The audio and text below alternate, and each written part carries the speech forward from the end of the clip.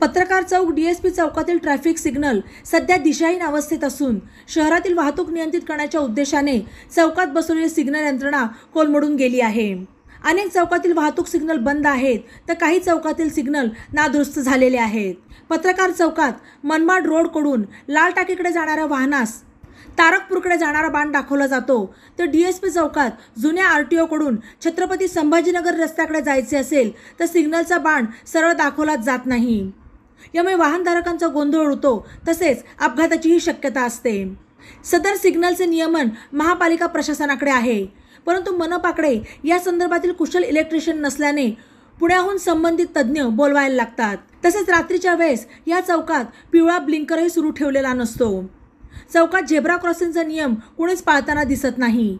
अनेक चौकात तर नेहमी वाहतुकीची कोंडी होऊन देखील वाहतूक पोलीस गांभीर्याने लक्ष देत नाहीत।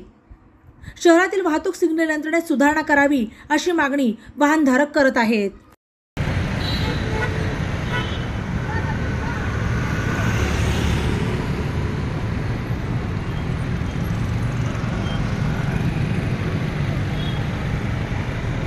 बातम्यांसाठी ई नवा मराठा यूट्यूब चॅनलला सबस्क्राईब करा आणि बेल आयकॉनवर प्रेस करा।